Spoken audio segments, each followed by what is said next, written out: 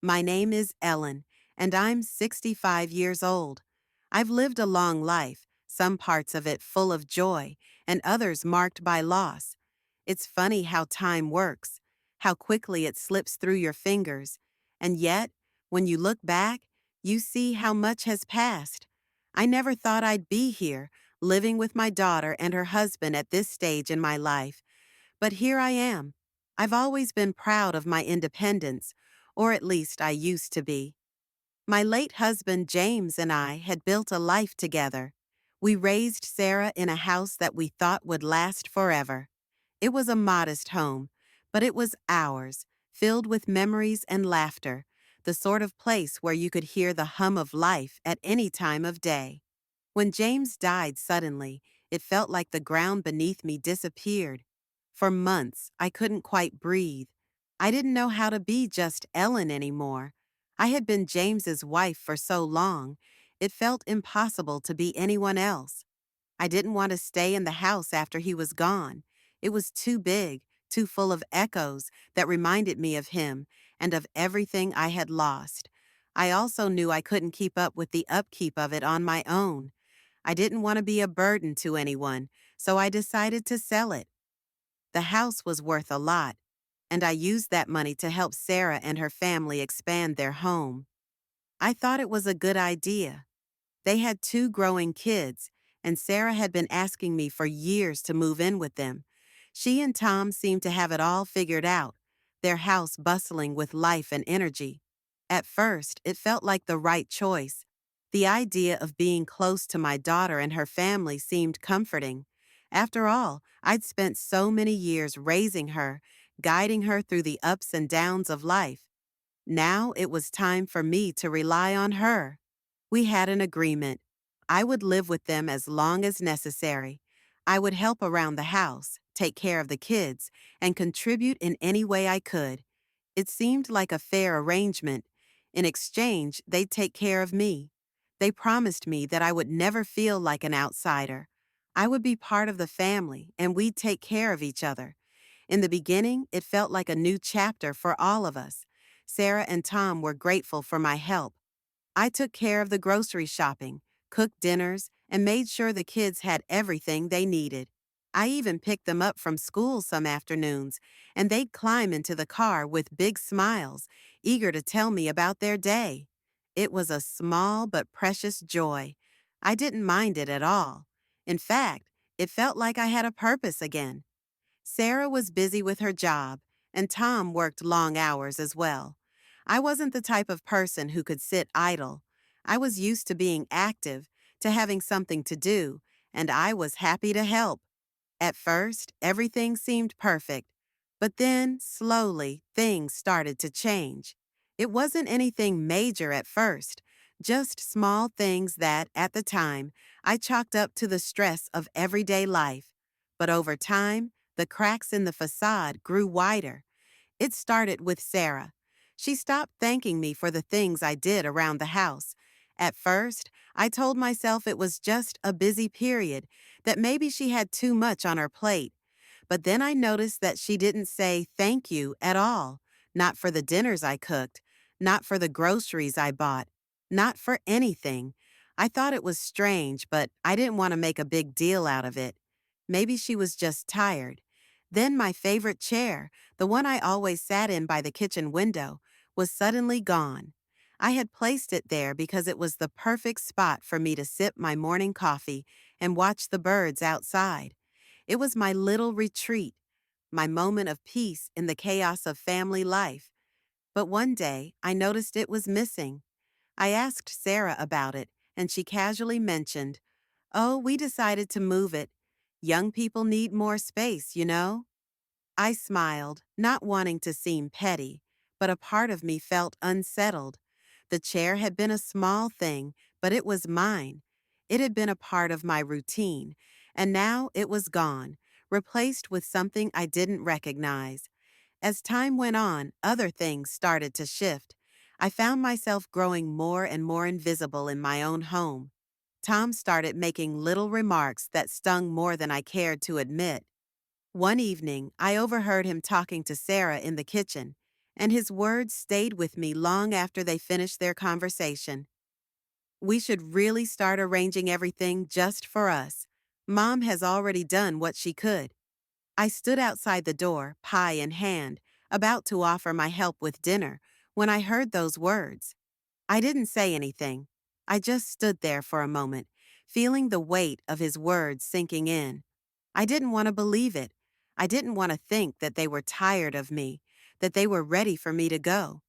But there it was, hanging in the air, like a shadow I couldn't shake. The next few days were a blur. I tried to ignore the growing sense of alienation. I kept myself busy, did what I could, but something inside me had shifted. I could feel it. Things weren't the same anymore. And deep down, I knew it was only a matter of time before it all came crashing down. People think betrayal arrives with thunder, raised voices, broken plates, slammed doors.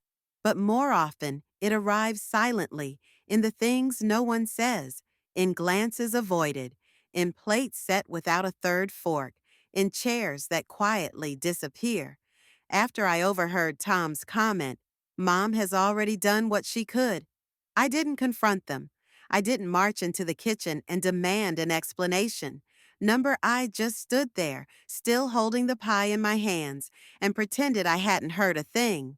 That's what you do when you're not ready to face the truth. You pretend it's all still okay. That night, I barely slept. My mind kept circling that sentence, like a vulture waiting for a carcass to still. What did he mean by that? Was it just frustration? A careless phrase? Or had they been discussing me behind closed doors for longer than I wanted to admit? I started paying attention. The next morning, I made breakfast like I always did: scrambled eggs, toast, fresh fruit, coffee.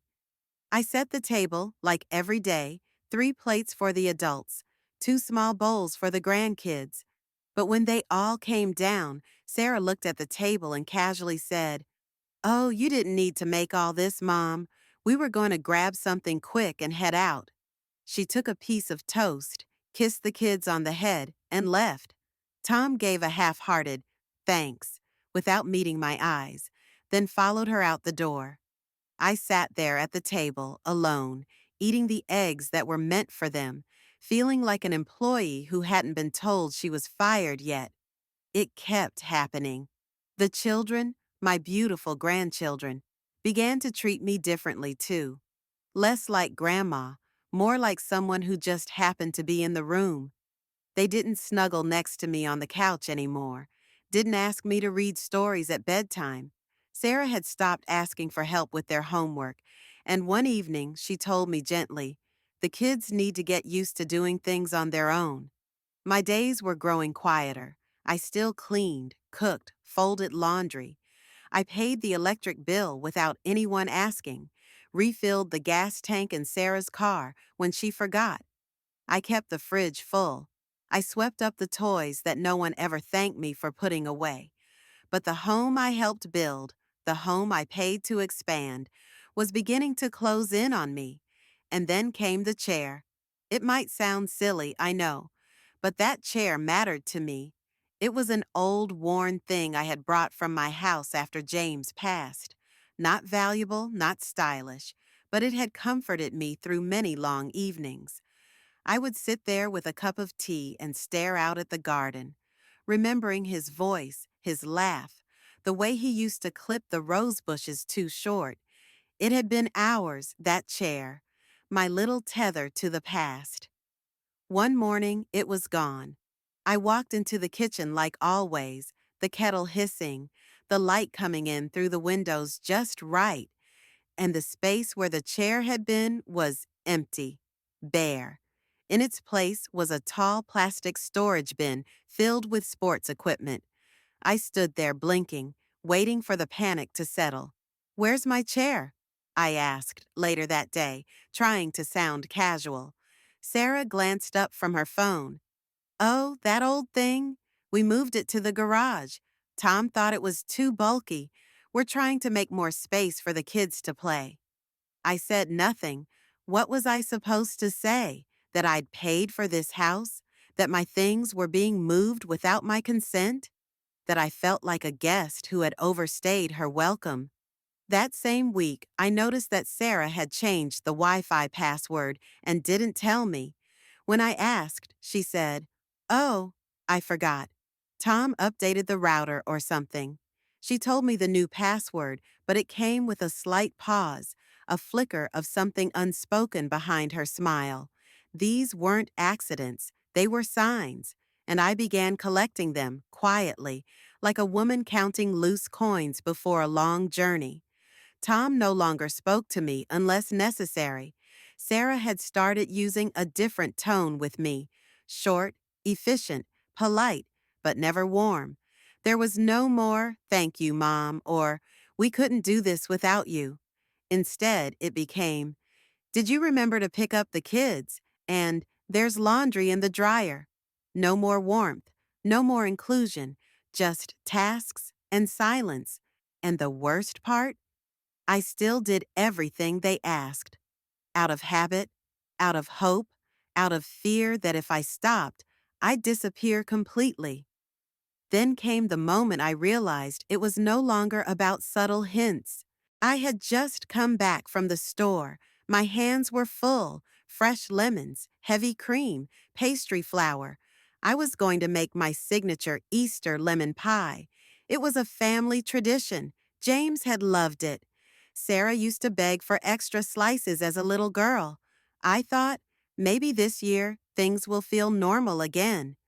But as I approached the front steps, bags of groceries weighing down my arms, I heard Tom's voice coming through the open window of the living room. "She's done enough," he said.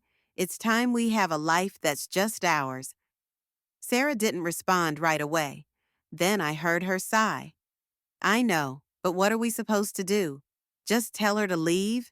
And that was when I knew, not guessed, not suspected. I knew. They didn't want me anymore. I stood there, still clutching the groceries, staring at the front door. For a moment, I imagined walking in, confronting them, crying even, asking them how they could do this to me after everything I gave up, everything I gave. But instead, I turned slowly, walked back to the car, and placed the groceries in the trunk. I drove away without saying a word. Easter was always my holiday. Even when Sarah was little and money was tight, I'd always made it special. Pastel napkins, flower arrangements from the backyard, dyed eggs with little initials on them so everyone had their own. James used to call it Ellen's Spring Parade. The name stuck. It was the one day in the year when I let myself go overboard. One day when our family felt whole. This year, I clung to that memory like a life raft. After everything, after the chair, after the overheard conversation, after the tightening silences, I still held on to hope. Maybe Easter would pull us back together. Maybe tradition would remind them who I was, what I meant to this family. I baked the pie the night before, my signature lemon meringue, the same recipe James always said could make a man cry. I whipped the meringue just right, browned it with a kiss of heat from the broiler, cooled it on the rack the way I had for 30 years. I packed it in a container I'd bought just for the occasion. I bought new napkins, pale blue, like Sarah used to love. I went to the florist and picked out tulips and baby's breath. I didn't skimp. I didn't try to cut corners. I wanted it to be perfect. I even dressed up that morning. Powder blue cardigan, pearl earrings, a touch of blush, the kind I hadn't worn in years. I looked at myself in the mirror and thought, you still look like someone's mother, someone's wife. It wasn't until I was halfway down the driveway that the doubt crept in. They hadn't mentioned Easter plans. There was no text, no invite, no confirmation of a time. But still, I assumed. Of course I assumed. Because why wouldn't they want me there? I'd been there every Easter since Sarah was born. I'd raised her in that tradition, taught her how to dye the eggs and braid the bread. She had children now, my grandchildren. Surely they'd want their grandmother at the table. So I drove. I balanced the pie carefully on the passenger seat, the flowers beside it, the napkins folded neatly in my handbag. When I turned onto their street, I could already see the silhouettes in the window. The lights were on. The dining table was fully set. White tablecloth, little glasses, the good plates. I spotted Sarah moving between the table and the kitchen, placing dishes, smiling. One of the children ran across the room, chasing the other. Both cars were parked outside. They were home. I parked at the curb and gathered everything. The pie, the flowers, the napkins. I even had a little chocolate bunny in my bag for each grandchild. I climbed the porch steps slowly, balancing everything with care, and then I rang the bell. No one came. I waited, rang it again. I could hear laughter from inside. I knocked, still nothing. I pulled out my phone, called Sarah. It rang once, twice, straight to voicemail. I frowned, checked the number, tried again. Nothing. That's when I saw the notification. A new text from Sarah. I opened it. Mom, we decided to spend the holiday together, just the four of us. I hope you'll understand. Happy Easter. I reread it twice, just the four of us, as if I weren't one of them, as if I were something else, something disposable. My arms felt like they weighed 100 pounds. I set the pie down gently on the step. My eyes burned, but no tears came. Not yet. The betrayal was too clean, too calculated. It hadn't come in a fight or a misunderstanding. It had come in a text message. They hadn't forgotten me. They had excluded me. And what stunned me most wasn't the cruelty. It was how quiet it was, how deliberate, how polite.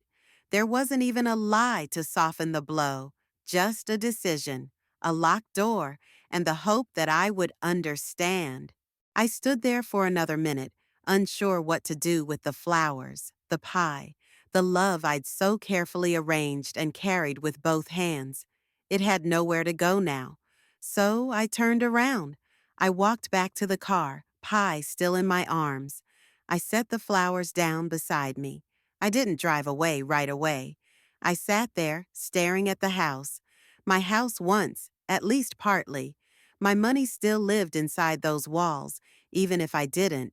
And then, without knowing exactly why, I started to laugh. It was short, dry, more breath than voice, because that was the moment I realized I wasn't going back inside, not today, not ever again if I could help it. They had shut the door, and now it was my turn. I didn't cry in the car. I drove calmly, deliberately, to the supermarket, one of those big ones on the edge of town, open on holidays for people without families to go home to. I parked far from the entrance and sat for a minute before going in, still dressed in my pastel cardigan, still wearing pearl earrings like it was any other Easter Sunday. The store was half empty, just a few tired workers restocking shelves, a mother rushing past with a toddler and bunny ears, an elderly man staring blankly at a freezer of TV dinners. I must have looked like someone who'd forgotten a dessert or needed an extra bottle of wine. No one could have guessed that I was carrying everything I had left in my hands. I wandered the aisles slowly, picked up a microwave meal, turkey with mashed potatoes, which somehow felt seasonally appropriate, and a small bottle of wine. I bought a single plastic tulip from the clearance bin because I didn't want to throw away the idea of Easter completely. Not yet. At checkout, the girl gave me a hollow smile. Having a nice day? I looked at her, and for a moment I almost told her the truth. Almost said, my daughter locked me out of her house today. I brought pie. She brought silence, but I just nodded. Lovely, I said. Thank you. I checked into a roadside motel near the highway, one of those cheap ones with flickering signs and industrial carpet that smells faintly of mildew. I paid for 3 nights up front. I told the man at the desk I needed a little quiet. When I stepped into the room, I stood for a long while just looking around. The space was nothing special. brown curtains, a small fridge, a television bolted to the dresser. But it was clean, private, mine. I set the pie on the desk, still untouched, the flowers beside it. I put my wine in the fridge. I laid the napkins on the bed and sat down slowly, my knees aching from the long day in heels I hadn't worn in years. I opened my laptop. At first, I just stared at the screen. But something inside me had already begun to click into place, something sharper, colder than grief. In 2 hours, I unraveled the life I had spent the last 3 years building for them. I transferred every account that still bore my name, utilities, subscriptions, grocery deliveries, back into my own control. The electric bill? Gone. The water? Canceled. The streaming services they never paid for? Passwords changed. Credit card removed. The Amazon account I used to order groceries and household supplies? Deleted, and I made sure to scrub the backup data. They'd have to start from scratch. I logged into my bank account. It still bore both my name and Sarah's, something we'd agreed on when I sold my house and contributed to their renovation so I could help with expenses. I moved the remaining funds, about $12,400, into a brand new account I opened that night, one with only my name. Then I canceled her access. The last thing I did before closing the laptop was scroll through my saved documents. There, carefully organized, were all the receipts, all the bank transfers, all the invoices for the expansion of the house, the paperwork they'd pretended not to remember. I had printed copies, backups in the cloud. Every cent I'd poured into their lives was accounted for. By midnight, I was invisible, and I felt something I hadn't felt in a long, long time. Free, not happy, not yet, but free. The next morning, I walked across the parking lot to the gas station next door, bought myself a hot coffee and a muffin, and watched the cars pass on the highway. My phone buzzed, a message from Sarah. "Hey, Mom, are you okay? We didn't mean to hurt your feelings yesterday. It was just a lot, and we needed some space." No apology, just a tidy rationalization. I didn't respond. Another message followed an hour later. "Also, the Wi-Fi isn't working. Do you know if something's wrong with the router?" I turned my phone over and let the screen go dark. By evening, there were more texts. "Did you cancel the water bill?" "The kids are upset. Why are you doing this?" "Mom, please talk to me." Still, I said nothing. I poured myself a glass of wine, heated up my turkey dinner, and turned on the Motel TV to a rerun of Murder, She Wrote. Jessica Fletcher was solving a mystery, the camera panning over a small town where everyone thought they knew each other. I sipped my wine and thought, sometimes people only show you who they really are when they think you have nowhere else to go. They had mistaken my kindness for dependence. That mistake would cost them more than they could yet imagine. I didn't answer any of their messages. Not the first one, not the fifth, not the one that came at 2:13 a.m. with a single word, please. Silence, I discovered, is not just absence. It's a response, a powerful one they hadn't expected from me. For years, I had been the soft place to land, the fallback, the errand runner, the invisible support beam in a house that wasn't even truly mine. So I disappeared, not theatrically, not in a way that would invite pity or drama, just quietly, like fog rolling out with the morning sun. They woke up and I was gone. The motel let me extend my stay for another week. I paid in cash.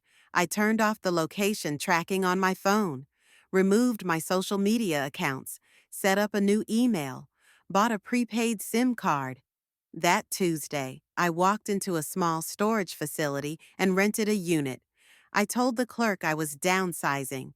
In truth, I didn't want them to find me, not until I decided they could.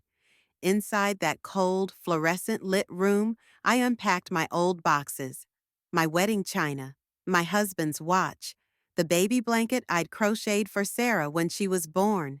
things I had boxed up when I moved in with them, expecting to stay forever. I sat on the concrete floor and cried for the first time since Easter, not because I was heartbroken. That would have implied something had suddenly shattered. No, this wasn't a break. It was erosion. Slow, patient, unseen. I cried because I had ignored the small signs.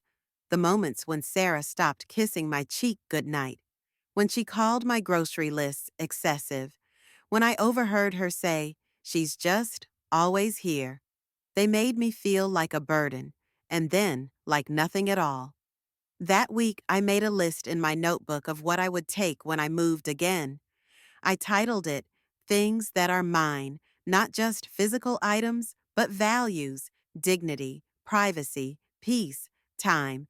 Underneath that, I wrote in smaller letters, things I'm done giving away for free. Meanwhile, their messages became more frantic. "Mom, the utility bills bounced again. Can you please fix it? The bank says the joint account is closed. What's going on? We have 2 kids here. How can you be so cold?"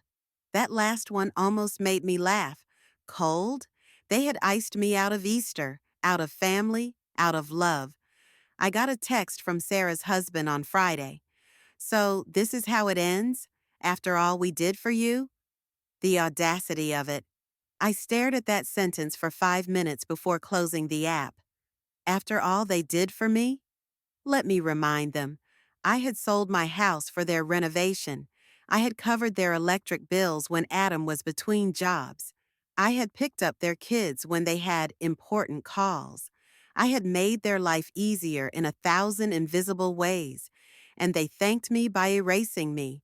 I was done defending my presence. I spent my last night in the motel quietly. I microwaved another simple dinner. I watched the rain hit the window. And I thought I was never supposed to be permanent in their eyes. Just a temporary help, like a babysitter who overstayed her welcome. But I was done with borrowed time. I wanted something that was mine. The studio apartment wasn't much. Second floor, no elevator, peeling paint near the window. A kitchen so small I could stretch my arms and touch both walls. But when I closed the door behind me, it clicked with a sound I hadn't heard in a long time. It sounded like mine. I spent the first few days in silence. No grandchildren yelling, no slamming doors, no whispered arguments between Sarah and Adam behind paper-thin walls. Just me, the occasional creak of floorboards above, and the sound of my own breath. I found an old ceramic vase at a thrift shop down the street, bought myself yellow tulips, and placed them on the tiny table by the window.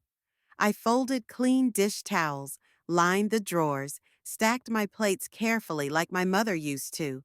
Every act was a small ceremony in reclaiming myself. The landlord gave me a welcome packet that included a map of the neighborhood. I walked to the library the first weekend, signed up for a new card, and spent an hour in the nonfiction section. I hadn't done that in years, and then I bought a second-hand laptop. No one else would have the passwords this time.